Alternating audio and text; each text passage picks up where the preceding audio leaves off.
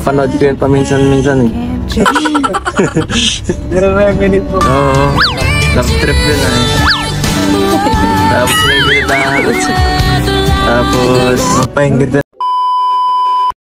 And hello guys, once again, welcome back to my channel. Welcome back sa ating mga ka-EDC, sa ating mga sulit EDC fans. Maligayang pagbabalik dito sa ating munting channel, Louie TV. Ayan, maligayang araw, maligayang tanghali, gabi, sa inyong lahat, sa sulok mo kayo ng mundo. Mag-ingat po kayo palagi kung saan man kayo naroroon.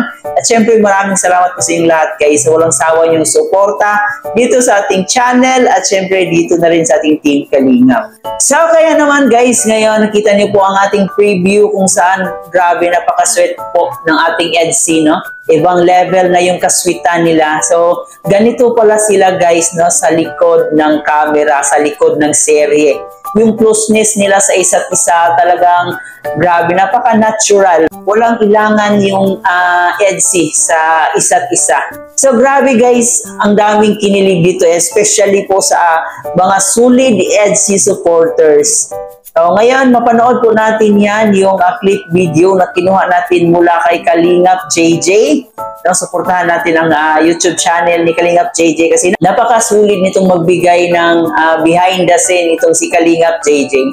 So ayan, suportahan po natin siya guys. Isa rin po yung Kalingap. So dito talaga natin napagtanto kung gaano ka-sweet at ka-close ang EDC sa isa't isa sa likod ng camera. Pero bago tayo magpatuloy, baka meron pa sa inyo ang hindi nakapag-subscribe dito sa ating munting channel, please don't forget to hit the subscribe button. Isama nyo na rin po notification bell para every time mag-upload po tayo ng panibagong reaction video, updated po kayo. At higit sa lahat, huwag din natin kalimutan, palaging suportahan ang pinakaama ng Kalingap, si Kuya Val Santos Matubang, si Ate Edna Vlog, si Kalingap Rab, at syempre si Jack Matubang. Suportahan po natin ating Keyboys, Kalingap Partners, at ang ating mga charity vloggers sa Pilipinas. At syempre guys, ang aking mga kasamahang Kalingap Reactors, huwag din po natin silang kalimutan. Suportahan po natin sila, especially na po ang Karepa.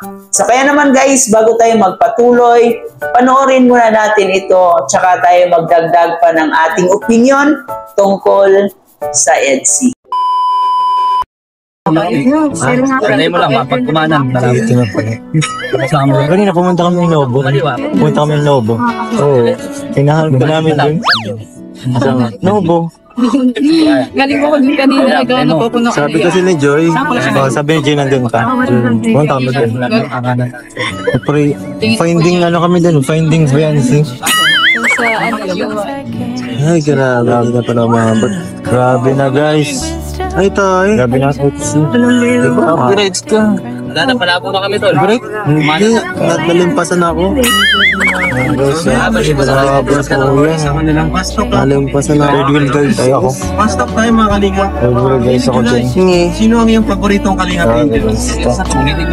Sino ba ako? Primay ka man ba? Hindi, tapos na yata. Phoenix pala. So ayan po nga. Hindi ko pati nagano. Hindi ko pati nagano. Kaya tala na yun. Masarili na lang. Asa si Kuya Jilo? As 7-11 daw boss. Ito guys. Hindi nyo tayong update. So tapos sa mga HCJ. Nakalive pa siya kanina. Yan po. Nagbigay pala ako sa, ay may surprise pala sa surprise kay Vians. Ay sa 11th month rin nyo pala. Maano kayo? Parang nga lang. Ay, nasa ano tayo nun bro yata? Hindi, 22. Malis na ba? Nakawin na tayo nun. Sa Bagaspas, malis sa Bagaspas na nun.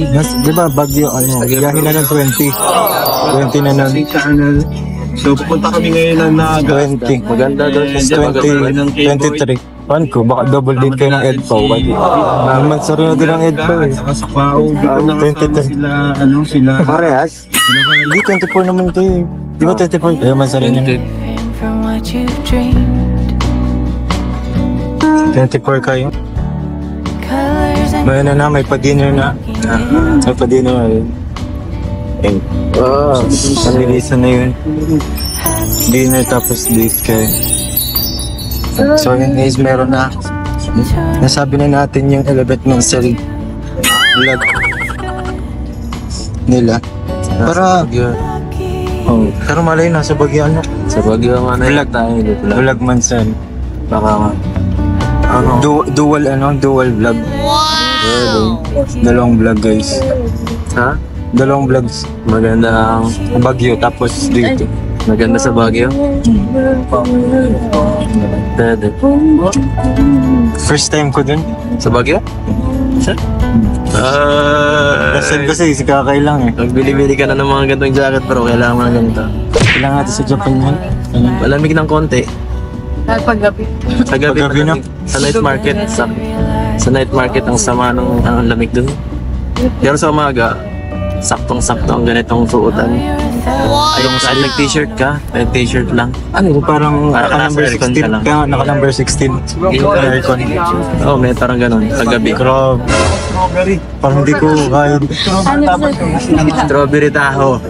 Tahuan na strawberry. Mas masarap din dito. Asinamanghang. Pero mas gusto ko yung taho natin dito. Oo, yung asinamanghang. Strawberry taho. Bro, tas na-disappoint tubig. ako. Masarap sa akin, mas masarap din dito sa atin. Mas matamis ata yun Kasi dito nasa eh. taas lang nila eh. Hindi nila nilalagyan ng marami eh. Sabi ko, honest na Hindi na eh. hinalo. So, konti. Pero okay din lasa. Kulang lang sa sa Arnival. Matamis na lang yung arnival lang. Food coloring man lang ata yun. Oo, may pink na ko parang strawberry ang lasa. Hindi, may strawberry talaga. Yun pa naman ang ayaw ko, matamis. Okay sa akin yung tao. Sarap. Nasa vlog ko yun eh. Pinapanood ko yun paminsan-minsan eh. Oo. Love trip yun eh. Tapos nagbili tayo. Tapos, Pahingitan ako guys ni Bianzi. tapos yung tapos yung nagbili tayo bro sa sa night market. Ganda kaya. Ganda. Nagkakawala ng mga angels na eh. Tsaka sino wala na Nawala kayo. Nawala kayo. So yun guys, no, napaka-sweet ng ads ng EDC, no. Dito nga kasama ang ating mga keyboys. And dito na pag-usapan din ang kanilang pagpunta sa Japan. So marami excited guys, no. Talagang sobrang nakaka-excite po talaga yung pag out of the country ni Beyonce.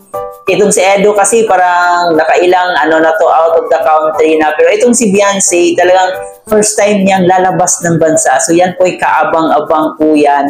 Sana'y matuloy nga po yung pag out of the country ng ating baby Beyonce. I hope na okay na po yung passport at saka visa ni Beyonce, no? Para tuloy-tuloy na yung paglipad niya, pagpunta niya sa ibang bansa. So aabangan po natin yan. At syempre, ang isa sa pinaka-inaabangan talaga ang pa-surprise para sa EDC, no? Sa kanilang 11th monthsary. So kaabang-abang po yan.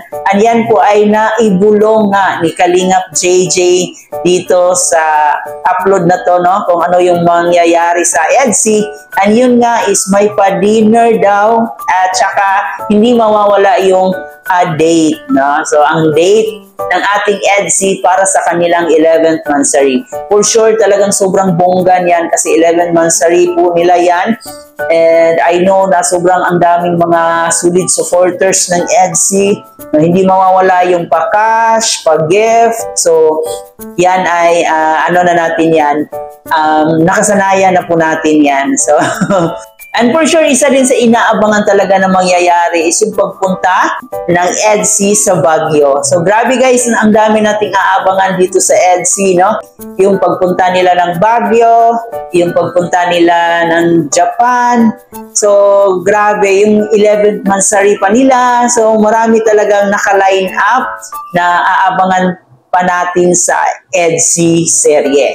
So, magandang pamasko ito, lalong-lalo na sa ating mga solid EDC supporters, no? Talagang masasabi nating mainit-init na pamasko yung hatid ng EDC para sa atin.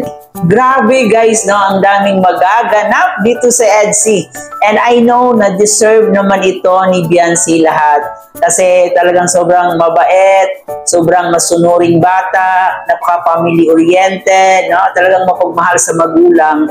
And itong mga blessings na natanggap niya ngayon is talagang deserve po niya lahat yan. At dito nga rin po sa video na to guys, na upload ni Kalingap JJ, kung saan may nakita nga po tayong comment, no?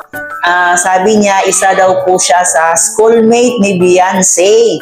At grabe, sobrang nakaka-touch po yung sinabi niya kasi talagang hinahangaan niya si Beyonce kasi bukod sa maganda na ito at sobrang napakabait po talaga daw ni Beyonce. Isa lang po ang ibig sabihin yan guys, no?